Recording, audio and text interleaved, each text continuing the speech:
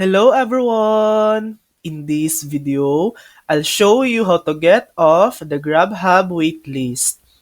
First, open your web browser on your phone or computer.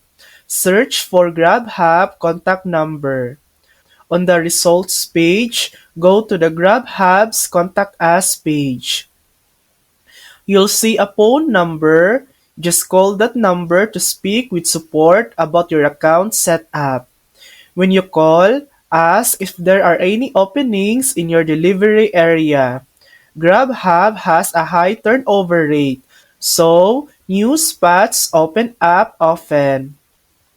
If they can't activate you right away, don't worry, just keep calling back every few days to check for availability. Catching them at the right time can get your account activated fast. And that's it. That's how to get off the GrabHub waitlist. Thanks for watching. If this video helped you, please like and subscribe for more helpful tutorials.